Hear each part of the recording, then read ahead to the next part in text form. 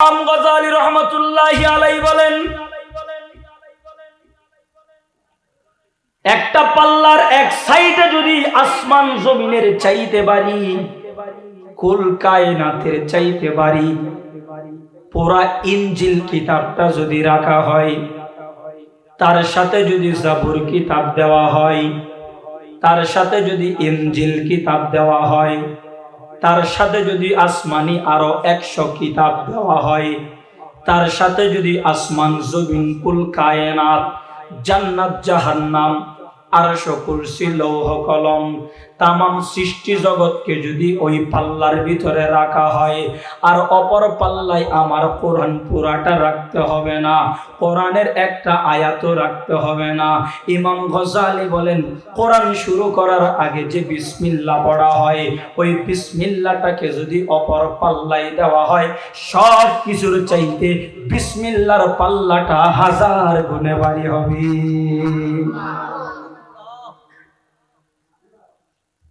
কোরআনের পুরা সূরা রাখতে হবে না, কোরআনের পুরা একটা আয়াত রাখতে হবে না। ইমাম গজালি বলতেছেন, কোরআন শুরু করার আগে যে বিসমিল্লাহ পড়া হয়, ওই বিসমিল্লাহটা রেখে দাও। ইনজিল কিতাব, জবুর কিতাব, তাওরীত কিতাব, কুল কায়নাতের সমস্ত সৃষ্টিকুলের চাইতে আমার কোরআনের বিসমিল্লাহর আয়াতের পাল্লা ভারী হয়ে যাবে। এত ফজিলতপূর্ণ কিতাব কোরআন, সেই কোরআনটা আমাদের এই সমস্ত মাদ্রাসায় শিখানো হয়। কথা ঠিক না ঠিক? কোরআন শিখানো হয়। এখন অনেকের প্রশ্ন, মাদ্রাসায় কি শিখানো হয়? সম্মানিত হাজিরিন, শুধুমাত্র তাই না, কোরআনের ফজিলত, কিতাবুল্লাহদের ভিতরে সর্বশ্রেষ্ঠ গ্রন্থ, কোরআনের গুরুত্ব, কোরআনের মর্যাদা আলোচনা করতে গেলে পুরা রাত শেষ হয়ে যাবে। ফজিলত আর গুরুত্ব বলে শেষ করা যাবে না। কত গুরুত্ব! রাসূল পাকের একটা হাদিস, যে হাদিসের ভিতরে আমার নবী কোরআনের গুরুত্ব বয়ান করেছেন, বলে আসমানি সমস্ত কিতাবগুলো শুধু কিতাবুল্লাহ, আল্লাহর বই শুধু কিতাবুল্লাহ। তাওরীত কিতাব কিতাবুল্লাহ, আল্লাহর কিতাব। জাবুর কিতাব এটা কিতাবুল্লাহ, আল্লাহর কিতাব। ইনজিল এটা কিতাবুল্লাহ, আল্লাহর কিতাব। কিন্তু কোরআন এটা শুধু কিতাবুল্লাহ না, এটা ডাইরেক্ট কালামুল্লাহ। সুবহানাল্লাহ বলেন। ডাইরেক্ট কালামুল্লাহ। তাওরীত কিতাব আল্লাহ পাকের কিতাব, লা শাক্কা ফিহি, এটার ভিতরে কারো কোনো সন্দেহ নাই, কারো কোনো দ্বিমত নাই। ইনজিল কিতাব এটা আল্লাহর পক্ষ থেকে এসেছে, কারো কোনো দ্বিমত নাই। আসমানি আরো 100 কিতাব, সবগুলো হলো কিতাবুল্লাহ, ডাইরেক্ট কিতাব আকারে, বাইন্ডিং আকারে। প্রত্যেক নবীদের কাছে একটা একটা কিতাব আর ভলিউম, বই আকারে, গাইড আকারে একসাথে করে ইমাম সমস্ত নবীদের কাছে আল্লাহ পাক জিবরিল আমিনের মাধ্যমে পাঠাইছেন। কিন্তু কোরআন এমন একটা কিতাব, এটা শুধুমাত্র কেবলমাত্র কিতাবুল্লাহ না, ডাইরেক্ট বই আকারে, বাইন্ডিং আকারে আমার নবীর কাছে পাঠাইছেন তা না। আমার নবী বলেন, ও দুনিয়ার মানুষেরা, ফা ইন্নাহু কালামুল্লাহ, এই কোরআনটা শুধু কিতাবুল্লাহ না, ডাইরেক্ট আল্লাহ পাকের পবিত্র জবানের প্রতিটা হরফ হলো কালাম। সুবহানাল্লাহ। প্রত্যেকটা আয়াত কার কালাম? মুহাব্বতে বলেন না, কার কালাম? আল্লাহর কালাম। এজন্য বাকি কিতাবের চাইতে কোরআনের দাম বেশি। মানুষ যত বড় হয় তার কথাও তত বড়। মনে করেন আপনাদের এলাকার চেয়ারম্যানের কথা আর আমাদের মাননীয় এমপি সাহেবের কথা, দুটোটা কি গুরুত্ব সমান? কথা বলেন না, সমান? সমান না। এমপি সাহেবের কথা আর মাননীয় প্রধানমন্ত্রীর কথা কি সমান? বেশ কম আছে না নেই? আবার আমাদের মাননীয় প্রধানমন্ত্রীর কথা আর আমেরিকার প্রেসিডেন্ট ডোনাল্ড ট্রাম্পের কথা কি সমান? ড্রাম যেমন মানুষ বড়, তার কথাটাও বড়, ঠিক না বেঠিক? তো দুনিয়াতে মানুষ যত বড় হয় তার কথাও কি হয়? বড় হয়। একটু জবান খুলে বলেন না, তাম দুনিয়ার জগতের যত বাদশা আছে, যত রাজা আছে, যত মালিক আছে, সমস্ত মালিক, সমস্ত রাজাদের রাজা, আমাদের মালিক, সেই মালিক কে? আল্লাহর নামে এটা এত আসতে বললেন, জুড়ে বলেন না কে? আল্লাহ। তো আমার আল্লাহ যেমন বড়, আমার আল্লাহর কালাম আর কথা বড় না ছোট? জুড়ে বলেন, বড় না ছোট? বড়। এজন্য আমাদের উলামায়ে কেরাম বলেন, দুনিয়ার রাজাদেরকে খুশি করতে গিয়ে আল্লাহকে নারাজ করতে পারবো না। দুনিয়ার সমস্ত রাজা, দুনিয়ার সমস্ত বাদশা আমার উপরে নারাজ হয়ে যাক, কিন্তু আমার মালিক যদি আমার উপরে খুশি থাকে, আমরা জেলখানায় যাইতেও রাজি আছি, ঠিক না ভাই? ঠিক। কারণ কি? কয় দুনিয়ার রাজাদের চাইতে বড় রাজা কে? বড় রাজা যিনি, তাকে খুশি করা আমাদের দায়িত্ব। দুনিয়ার রাজারা নারাজ হলেই কি, না হলেই কি, ঠিক না ভাই? ঠিক।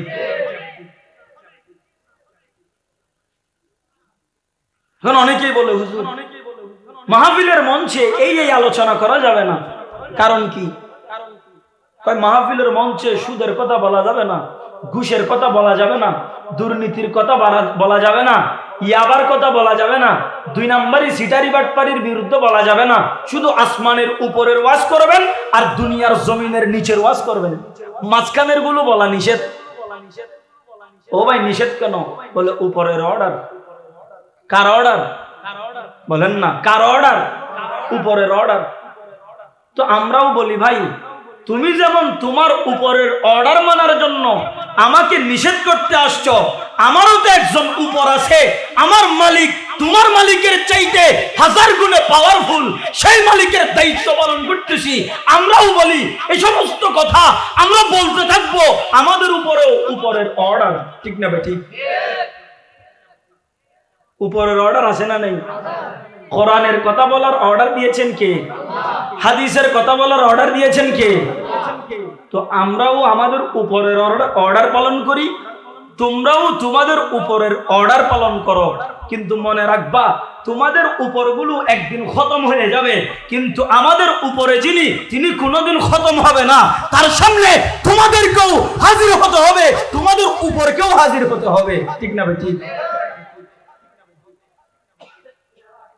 আপনাদের কি কষ্ট হচ্ছে? তাইলে বলতেছিলাম, কোরআন এটা কার কালাম? জোরে বলেন, কার কালাম? আল্লাহর কালাম।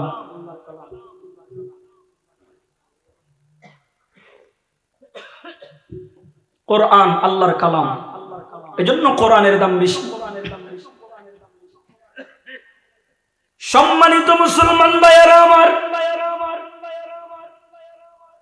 সব চাইতে দামি কিতাব কোরআনুল কারীমটা আমাদের এই সমস্ত মাদ্রাসায় পড়ানো হয়। এখন অনেকেই বলে, হুজুর মাদ্রাসায় পড়লে দুনিয়ার ভিতরে টাকা পয়সা কামাই করা যায় না। আপনাদেরকে জিজ্ঞাসা করতে চাই, আমাদের মাদ্রাসায় পড়ে, ফুলবাগিচা মাদ্রাসায় পড়ে, খন্ডলিয়া মাদ্রাসায় পড়ে, কওমি মাদ্রাসায় লেখাপড়া করে, কোন হুজুর কি আপনাদের এলাকায় খাবারের অভাবে মরে গেছে নাকি? বলেন না, মরে গেছে? শুধু কি মরে গেছে? ও ভাই, আমরা বলি কোরআন পড়লে এমন খাওয়া যায়, মাছ গুস্ত খাইতে খাইতে ভাতের কথা ভুলে গেছি, ঠিক না ভাই? ঠিক। অনেকেই বলে মাদ্রাসায় পড়লে মাছ গুস্ত খাওয়া যায় না, ভাত খাওয়া যায় না। আমি বলি যে না, কোরআন পড়লে খাবার এমন ভাবে আল্লাহ খাওয়ায় যে তারা দেশি মুরগের রান খাইতে খাইতে ভাতের কথা মনে থাকে না, ঠিক না ভাই? ঠিক। দুনিয়াতেও আছে, আখিরাতেও আছে। কোরআন পড়লে ইজ্জত সম্মান বাড়ান কে? যারা বলেন না, কে বাড়ান? আল্লাহ পাক বাড়ান।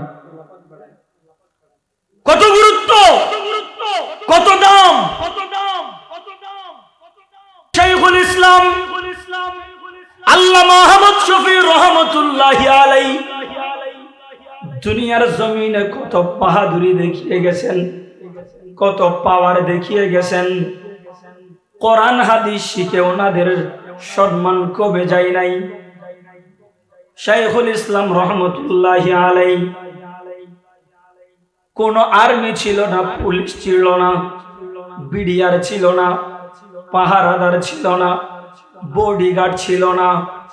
কিন্তু নাফরমানের গোষ্ঠী যখন আমার কোরআনের বিরুদ্ধে কথা বলে, আমার রসুলের বিরুদ্ধে কথা বলে, আমার নবীর ইজ্জতের উপরে আঘাত করে কথা বলে, আমার আল্লাহর ইজ্জতের উপরে আঘাত করে কথা বলে, কোরআন শিখনেওয়ালা শাইখুল ইসলাম হাদিসের মসনদ ছেড়ে যখন তামাম বাংলাদেশের তৌহিদি জনতাকে নিয়ে যখন ময়দানে নামতো, নারায়ে তাকবীরের স্লোগান দিয়ে আল্লাহর কসম নাফরমান আর বেঈমানের গোষ্ঠী বাংলার জমিন ছেড়ে নারায়ে তাকবীরের ভয়ে পালিয়ে যেত।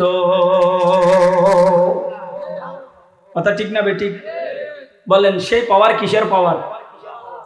আপনারা কি কষ্ট হচ্ছে? বলেন না কিসের পাওয়ার? কোরআনের পাওয়ার, কোরআনের পাওয়ার, হাদিসের পাওয়ার। এজন্য ভাইয়েরা, যারা কোরআন হাদিস পড়ে এদের সম্মানের অভাব আছে? বলেন না সম্মানের অভাব আছে?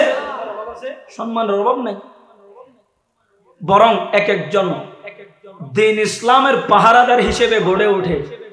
এক একজন দ্বীন ইসলামের মর্দম মুজাহিদ হয়ে দেশের ভিতরে, সমাজের ভিতরে তারা আলোড়ন সৃষ্টি করে, পুরা সমাজটাকে কোরআন দিয়ে আলোকিত করে দেয়। কথা ঠিক না বেঠিক?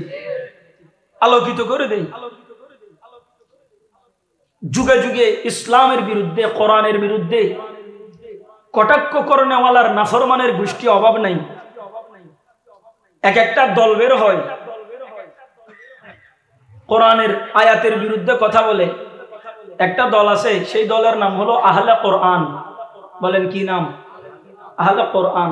এরা বলে কয় কোরআন মানবো, রসুলের হাদিসের দরকার নাই। না নাউজুবিল্লাহ, আরেকটু আসতে বলেন না। এরা কি বলে? কোরআন মানি, রসুলের হাদিসের দরকার নাই। জিজ্ঞাসা করতে চাই, রসুলের হাদিসের দরকার আছে না নাই? কথা বলেন আছে না নাই? রসুলের হাদিসের দরকার আছে। এখন এরা বলে কোরআন মানবো, হাদিসের দরকার নাই। হাদিসের দরকার নাই মানে এরা কি বোঝাতে চায়?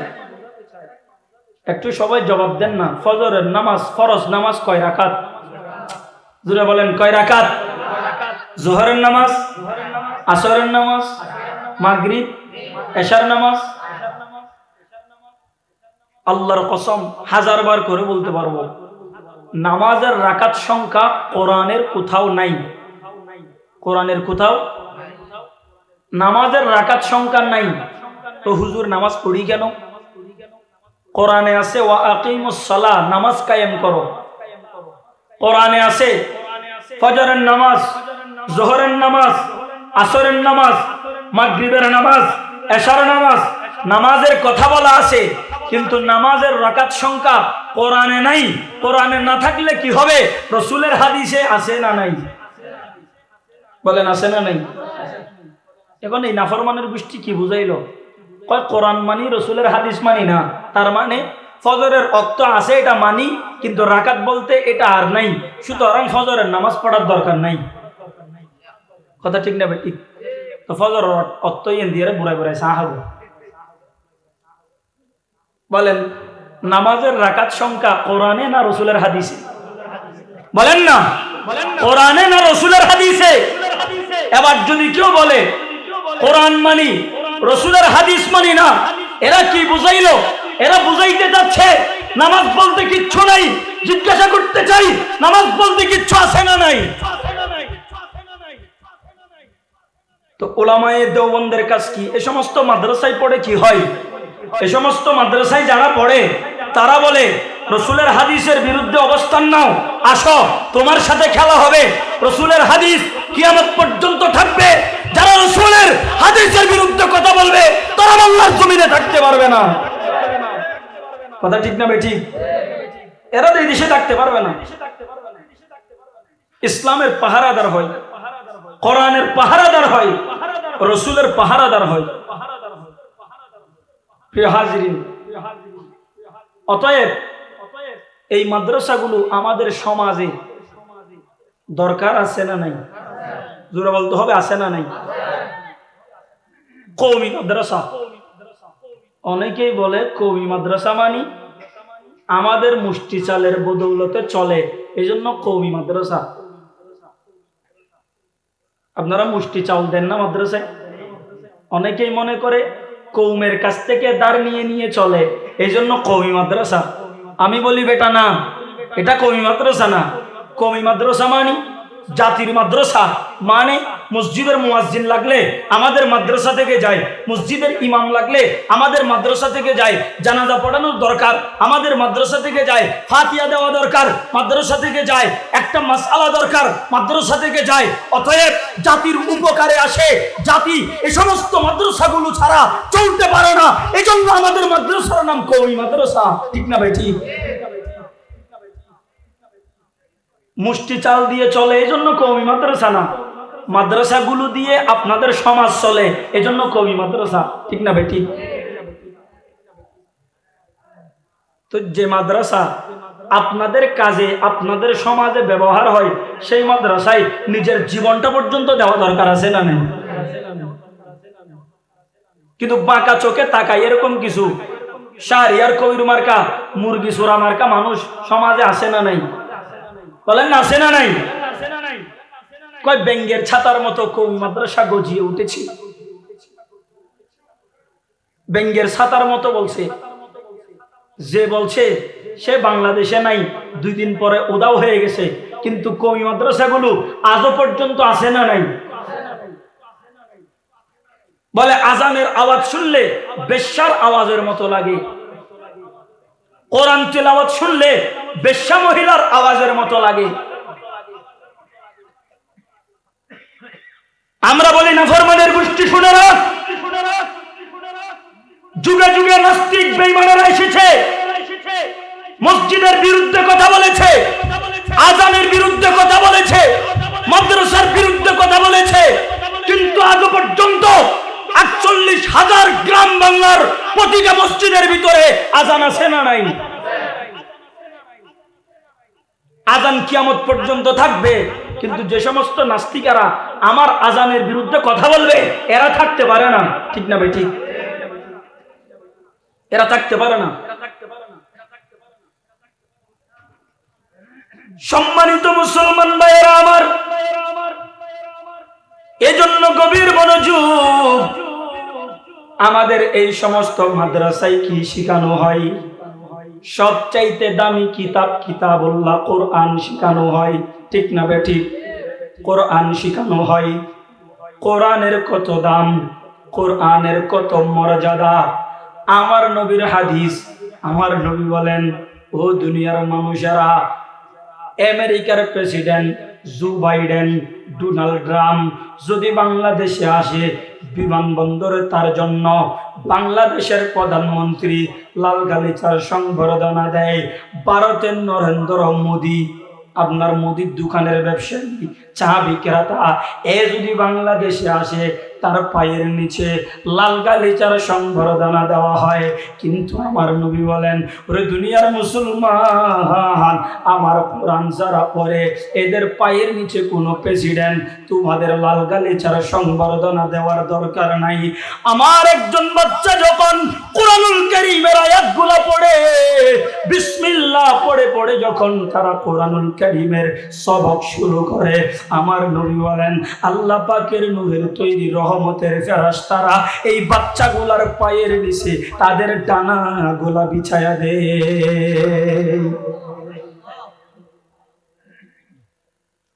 ফেরেশতারা কি বিছায়?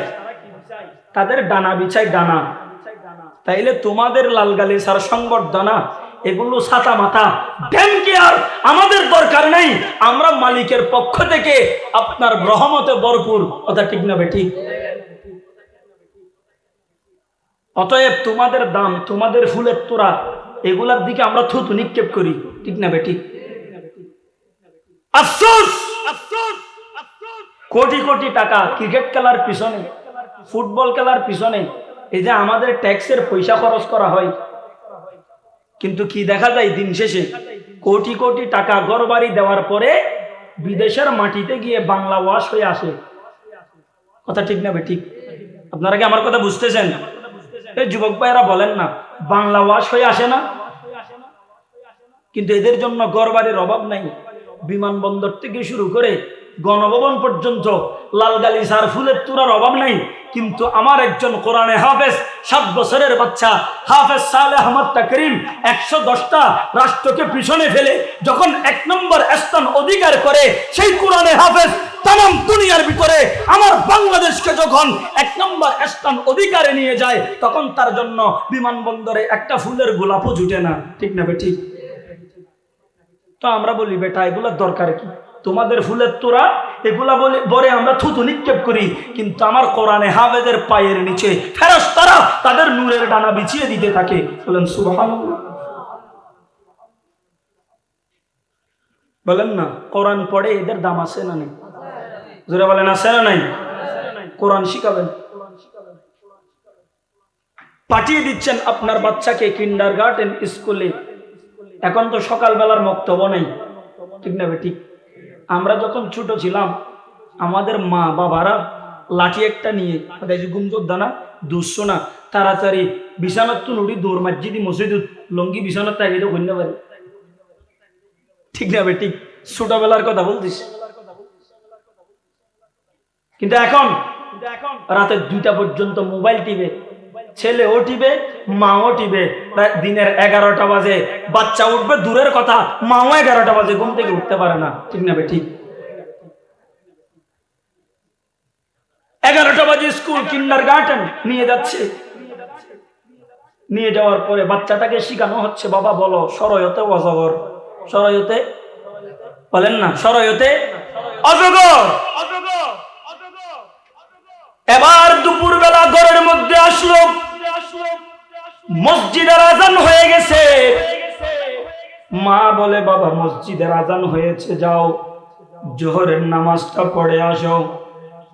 এই বাচ্চা এবার অজগর সাপের মতো ফুসফুস করে, কই যাব না। ঠিক না ঠিক? সকালবেলা তো শিখে আসছে সরয়তে অজগর। আমি বলি তুমি তাকে শিখাইলা সরয়তে অজগর, এই জন্য দুপুরবেলা অজগরের হাসলত তার শরীরের ভিতরে চলে আসছে। মায়ের সাথে অজগরের মতো অভ্যাস করে, আচরণ করে, বাবার সাথে অজগরের মতো ফুসফুস করে কথা বলে। কিন্তু আমাদের বাচ্চা যারা মাদ্রাসায় আসলো সকালবেলার ফুরকানিয়ায়, তাকে তার উস্তাদ শিখিয়ে দিচ্ছে, বাবা বলো সরয়তে ওযু, সরায়াতে আল্লাহ, সরায়াতে আজান, রশ্মি দিয়ে ঈমান, দীর্ঘইতে ইসলাম। যখন তাকে শিখাইয়া দেওয়া হচ্ছে সরয়তে ওযু, সরায়াতে আল্লাহ, দুপুরবেলা যখন ঘরের মধ্যে চলে গেল, মসজিদের আজান হয়ে গেছে। মসজিদের আজান শোনার সাথে সাথে মাকে ডাক দিয়া বলে, মা মসজিদের আজান হয়েছে, আমাকে একটু ওযুর পানির ব্যবস্থা করে দাও, জোহরের নামাজের জন্য মসজিদে যাওয়া দরকার। কথা বলেন ঠিক কিনা? বাচ্চাকে যা শিখাবেন তা শিখবে।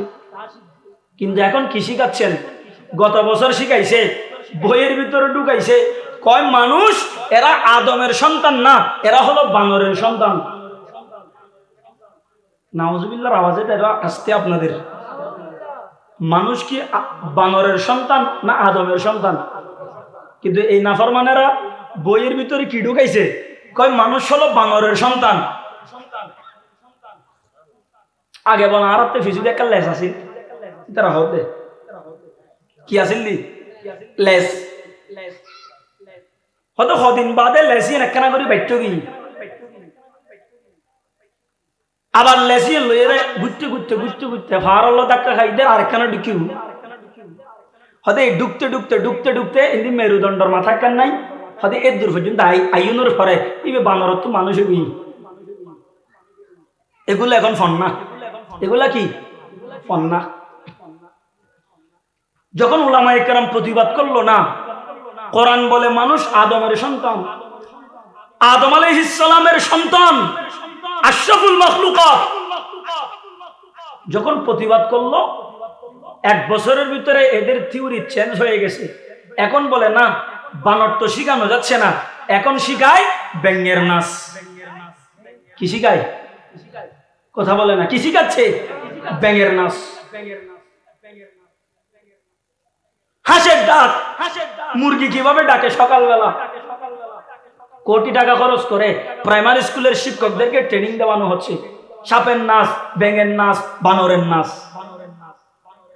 আর এক জায়গায় দেখলাম ভিডিওতে, স্কুলের মধ্যে মেয়েদেরকে ডিমবাজি আর আলুবাজি শিখাচ্ছে।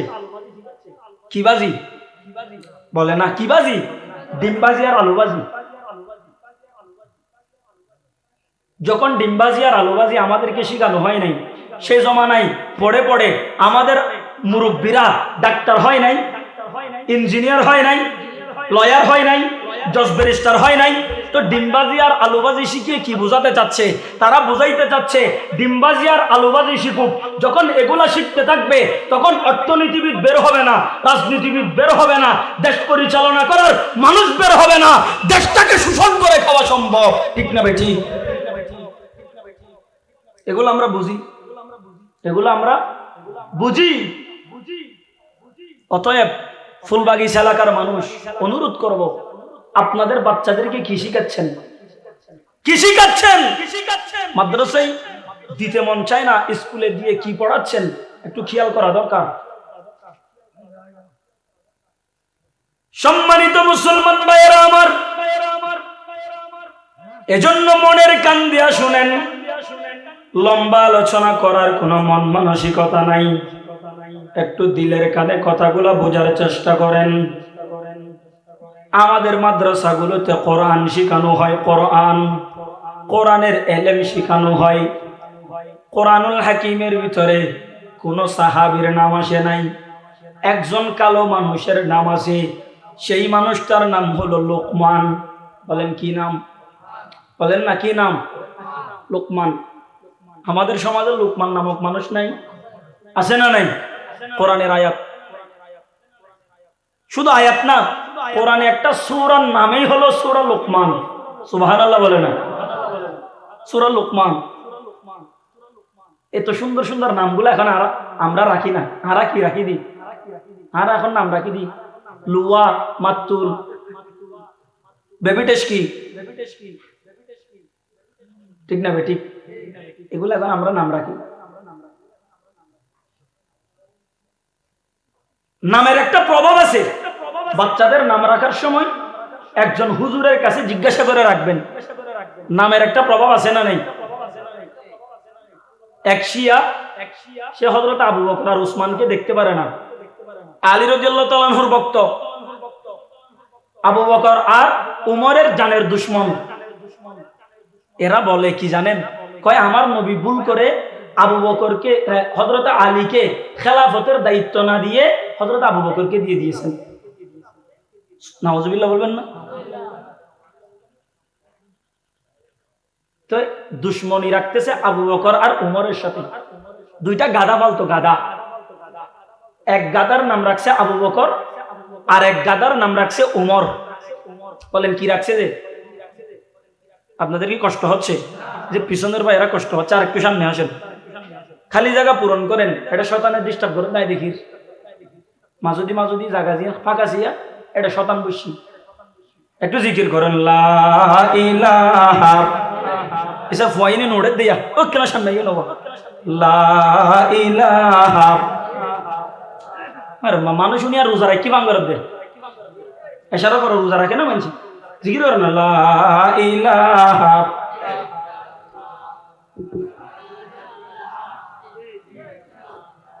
সাইন টান ঢুকিয়া লা ইলাহা। তাইলে এক শিয়া নাম রাখলো আবু বকর, গাদার নাম, আরেক গাদার নাম রাখলো উমর। যখন তার দুই গাদার নাম দুই সাহাবীর নাম রেখে দিল, এক সপ্তাহ গেছে, যাওয়ার পরে একদিন খামারে যখন এই শিয়া লোকটা গেল, এক গাদা এমন জোরে লাথি মারছে তার মাথার ঠুলি উড়ে চলে গেছে। সুবহানাল্লাহ বলবেন না? মানুষটা মারা গেল। এবার সেই জমানার মানুষগুলা তারা এবার কারণটা জানতে চাইল, তারা এবার খুঁজতে আরম্ভ করলো। খুঁজতে খুঁজতে এরা একটা জিনিস পাইল, সেটা হলো যেই গাদার লাথিকে মানুষটা মারা গেল সেই গাদার নাম ছিল ওমর। সেই গাদার নাম কি? কথা বলে না, কি নাম? ওমর। ওমর ওমরের মেজাজ বেশি গরম ছিল। সুবহানাল্লাহ বলবেন না? ওমরের মেজাজ বেশি গরম, গরম মেজাজের ওমর। ওনার নামটা যখন গাদার নাম রাখলো, গাদার ভিতরে ওমরের মতো গরম তবিয়ত আসছে। সুবহানাল্লাহ বলেন না? নামের একটা প্রভাব আছে। দুনিয়ার জমিনে যত হারুন নামক মানুষ আসবে, হারুন, প্রত্যেকের জবানগুলা তেজ হবে, জোরে জোরে কথা বলবে, ঠিক না বেটি? হারুন আলাইহিস সালামের জবানের বরকত, সুবহানাল্লাহ বলে না? মূসা নামক যত মানুষ দুনিয়ার জমিনে থাকবে তাদের মাথাগুলা গরম হবে। হযরত মূসা আলাইহিস সালামের গর্বিত বিয়ত কেমন গরম! একদিন আজরাইল ফেরেশতা আসছে মূসা আলাইহিস সালামের কাছে। এক সোয়ার মসজিদে সগুগো হানা, একটা পরে চোখ একটা কি হয়ে গেছে? কানা হয়ে গেছে। বুখারীর হাদিস। মালাকুল মউত গেছে, আল্লাহ কেমন নবীর কাছে পাঠাইছো, যেই নবী একটা পরে চোখ একটা কানা করে দিছে, আল্লাহ কেমন নবীর কাছে পাঠাইছো? এবার আমার নবী বলেন, ও দুনিয়ার মানুষেরা, মূসা নবীর মাথা বেশি গরম ছিল, ফেরেশতা পর্যন্ত মানে না, আজরাইল ফেরেশতা পর্যন্ত ডরাই। ও মূসা, কেন তুমি আজরাইলকে তাপ্পর লাগাইলা? আমার নবী মূসা বলে, ও আল্লাহ, আপনার আজরাইল ফেরেশতা তো বিয়াদবি করেছে। বলে, কি বিয়াদবি? আমার দরবারে আসছে ঠিক, কিন্তু সালাম দেয় নাই। কি দেয় নাই? সালাম ন দে দিয়া, সালাম ন দে দিলে 100 এর মধ্যে সবুকু পড়ি হদু জুর। তো আজরাইল ফেরেশতা সবুকু যদি একটা হানা হয়ে যায় হয়, ইবে আরেক সগি মানুষ কেন দেখে? প্রশ্ন আছে না নেই? সবুকু তো হানা হই, তো ইবে 100 খানাই বেল এর ঘুরে দেনা মানুষ জান খবজ করি বেললাই। এই প্রশ্নের জবাবও আছে। যেই চোখটা কানা হয়ে গেছে, ওই চোখটা মূলত সরাসরি আজরাইল ফেরেশতার চোখ ছিল না। উনি মূসা আলাইহিস সালামের কাছে আসছিলেন একজন মানুষের সূরত ধরে, তো মানুষের সূরত ধরে আসছেন, ওই সূরতের চোখ পড়ে গেছে। সুবহানাল্লাহ বলেন। ইবগো কভার লাগাইছি রে, মানুষের কভার, ওয়া কভার তো সবগো পড়ে যাইলে ভিতরের কিছু নাইয়া। তাইলে বলতেছিলাম নামের একটা কি আছে? প্রভাব আছে। নামগুলো সুন্দর সুন্দর লাগবেন। লোকমান, কত সুন্দর নাম, কোরআন শরীফের আয়াত। হযরত লোকমান আলাইহিস সালাম, কোরআন শরীফের ভিতরে ওনার নাম আসছে। সূরা লোকমান নামক একটা সূরা আল্লাহ নাযিল করেছেন আমার নবীর উপর। কেন কেন কোরআনের ভিতরে কোন সাহাবীর নাম আসে নাই? আমার নবীর এক সাহাবী ছিল হযরতে কাব ইবনে উবাই রাদিয়াল্লাহু তাআলা আনহু। কোরআন শরীফের এত সুন্দর তিলাওয়াত করতেন, আমার কোরআনটাকে তিনি 7 রকমের করে পড়তেন। বড় কারি সাহেব হযরতে কাব ইবনে উবাই রাদিয়াল্লাহু তাআলা আনহু। আমার নবী একদিন কাবকে ডাকলেন, ও কাব, তুমি একটু আমাকে কোরআনের তেলাওয়াত শোনাও না। সুবহানাল্লাহ বলেন না? হযরতে কাব বলেন, ইয়া রাসূলুল্লাহ, ইয়া হাবিবাল্লাহ, আপনার উপরে কোরআন নাযিল হয়েছে, আপনাকে আমি কোরআন পড়ে শোনাতে পারবো না। আপনার সামনে কোরআন পড়াটা আমার বড় ভয় লাগে, আমার ডর লাগে, আমি আপনার সামনে কোরআন পড়তে পারবো না। আমার নবী আবার ডাকলেন, ও কাব, তুমি একটু কোরআনের তিলাওয়াত শোনাও না। হযরতে কাব বলেন, নবীজি, আপনার সামনে কোরআন পড়তে পারবো না, কারণ আপনার উপরে কোরআন নাযিল হয়েছে, কিভাবে আমি কোরআন পড়ি? আমার নবী 3 নম্বর আবার বললেন, ও কাব, একটু কাছে আসো, আমাকে একটু কোরআন তিলাওয়াত শোনাও না। কাব ইবনে উবাই বলে, নবীজি, না না, পারবো না, আপনার সামনে কোরআন পড়ার মতো যোগ্যতা আমার নাই। আমার নবী বলেন, হে কাব, শুনো শুনো, তুমি তুমি আমাকে একটু কোরআন তেলাওয়াত শুনাইবা। কেন কেন নবীজি? আমার নবী বলেন, কাব কি জন্য শুনাইবা জাননি? আসমান থেকে একটু আগে জিবরিল ফেরেশতা আমার কাছে আসছিলেন। জিবরিল আমিন ফেরেশতা আমার কানে কানে বলে গেছেন, আল্লাহ আমার কাছে খবর পাঠাইছেন, ইয়া রাসূলুল্লাহ আপনার সাহাবী উবাই ইবনে কাব ইবনে উবাইকে একটু কোরআন তেলাওয়াত করতে বলেন। তার কোরআন তেলাওয়াত আরশ আজিম থেকে আমি আল্লাহ শুনতে চাই। এবার কাব ইবনে উবাই বলে, নবীজি আল্লাহ কি আমার নাম ধরেছে নাকি? আমার নামটা ওনার জবানে ডাইরেক্ট বলেছেন নাকি? আমার নবী বলেন, ও কাব, হ্যাঁ ডাইরেক্ট তোমার নাম ধরে আল্লাহ আমাকে বলেছেন তোমাকে কোরআন তিলাওয়াত করার জন্য। বড় কারি সাহেব, সুবহানাল্লাহ বলেন। যখন এই কথা শুনছেন হযরতে কাব ইবনে উবাই এবার কোরআনের তেলাওয়াত আরম্ভ করেছেন। কিন্তু কাব ইবনে উবাই এত বড় কারি সাহেব, ওনার নামটা কোরআনের ভিতরে আসলো না। হযরতে জাফর রাদিয়াল্লাহু তাআলা আনহু আমার নবী একদিন ডাক দিয়া বলতেছেন, জাফর তোমার ভিতরে 4টা গুণ আছে, যে গুণগুলা সবচাইতে বেশি দামি। আমার নবীকে জিজ্ঞাসা করা হলো, ইয়া রাসূলুল্লাহ জাফরের গুণগুলা আপনি কেমনে জানেন? এবার আমার নবী বলেন, ও সাহাবীরা শোনো, আসমান থেকে আমার আল্লাহ আমার কাছে ওহী পাঠাইছেন, জাফরের ভিতরে এই 4টা গুণ আমার আল্লাহর বড় পছন্দ।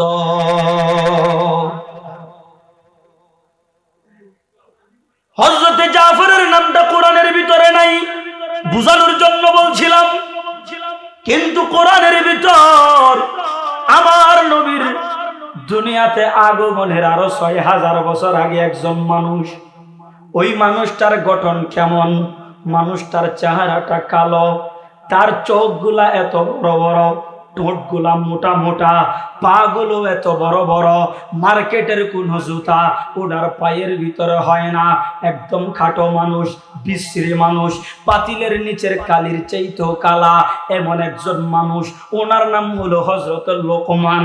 6000 বছর পরে যখন আমার নবীর উপরে কোরআন নাযিল হচ্ছিল, ওনার নামে নামকরণ করে আমার নবীর উপরে ডাইরেক্ট একটা সূরা নাযিল হয়ে গেছে।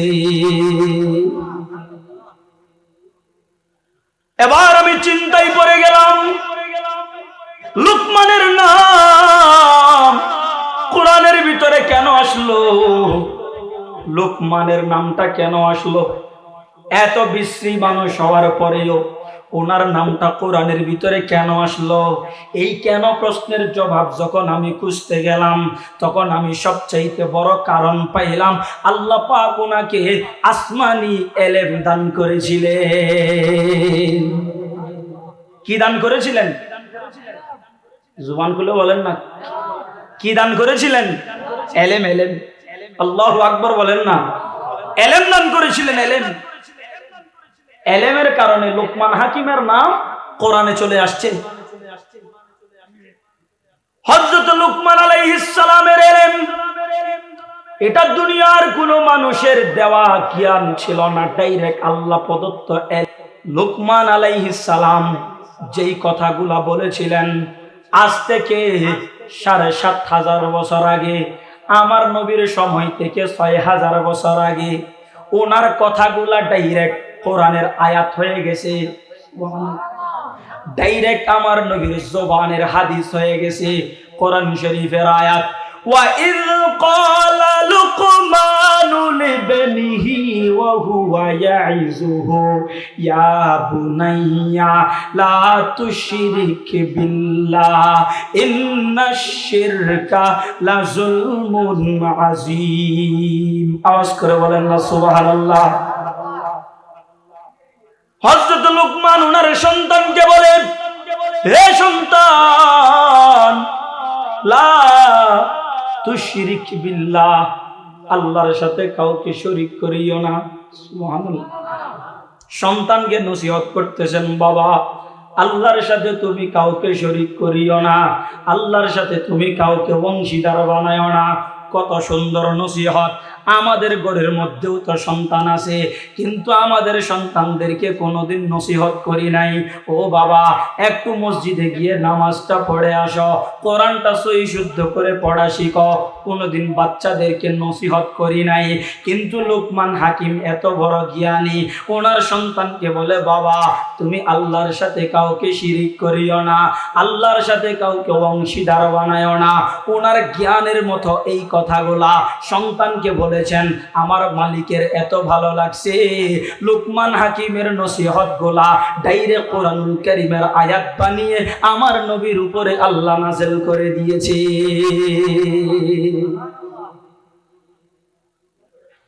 ডাইরেক্ট নাযিল করে দিয়েছেন।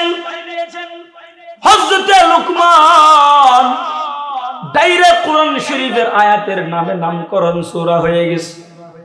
হুজুর তো চলে আসছেন,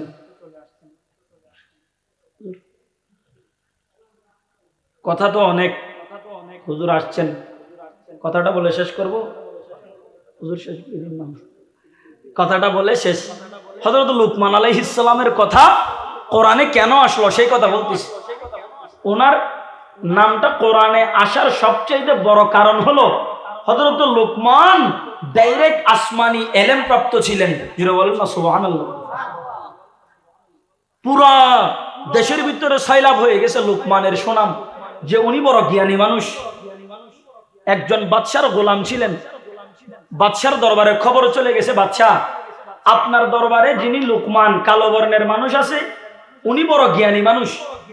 তো বাদশা চিন্তা করতেছে, যদি জ্ঞানী মানুষ হয় আসলেই, তাইলে তাকে রাজপ্রাসাদে রেখে লাভ নাই, আজাদ করে দেওয়া দরকার। এবার আজাদ করার আগে একটু পরীক্ষা করতেছে, লোকমানকে ডেকে বলতেছে, লোকমান বলো, তুমি যেহেতু জ্ঞানী মানুষ, একটু জিনিস জানতে চাই, কথাটা বলে শেষ। লোকমান বলো, প্রাণীকুলের শরীরের ভিতরে সবচাইতে দামি জিনিস কোনটা?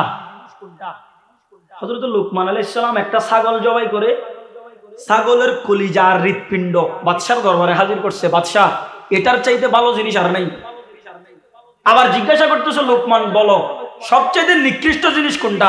ছাগল আর একটা জবাই করে হৃৎপিণ্ড আর কলিজাটা আবার আনছে, এটার চাইতে ভালো, আবার এটার চাইতে খারাপ আর নাই। বাদশা বলে, তোমার চাইতে তো মূর্খ মানুষ নাই, সবাই বলে জ্ঞানী, হইলে জ্ঞানী, একটা জিনিস ভালো হয় আবার খারাপ হয় নাকি? এবার লোকমান হাকিমের কাছে ব্যাখ্যা জানতে চাইছেন।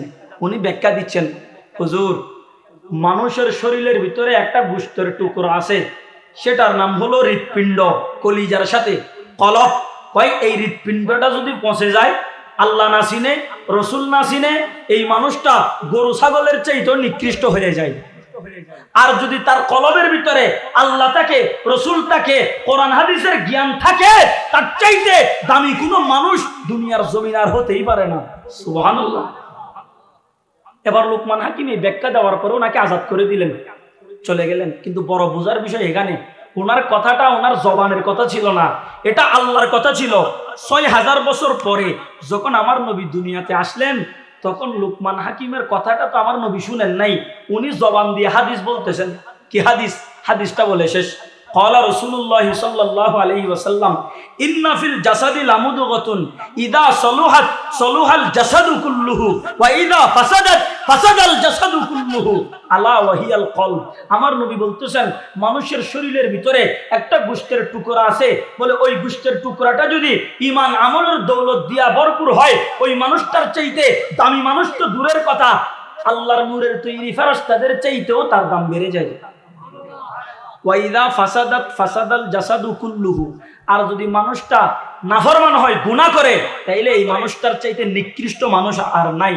আমার নবীর এই হাদিসের সাথে লোকমান হাকিমের কথা ব্যাখ্যা মিল আছে না নাই? এই মিল আছে। তাইলে বোঝা গেল লোকমান হাকিম বড় জ্ঞানী মানুষ ছিলেন, আসমানি এলেম প্রাপ্ত। এই আমাদের এই সমস্ত মাদ্রাসায় পড়াইলে আপনার বাচ্চাগুলা কোরআন হাদিসের এলেম শিখবে, আসমানি এলেম শিখবে, লোকমান হাকিমের মতো দাম বাড়বে। বলেন সুবহানাল্লাহ। তাইলে এই মাদ্রাসার পক্ষে, মাদ্রাসার সহযোগিতায় সব সময় থাকার দরকার আছে না নাই? জোরে বলেন আছে না নাই? থাকবে তো ইনশাআল্লাহ। আল্লাহ আমাদের প্রত্যেককে যতটুকু কথা বললাম এই আলোচনার উপর প্রত্যেককে বুঝার এবং আমল করার তৌফিক দান করুন। আমিন। ওয়া আখিরু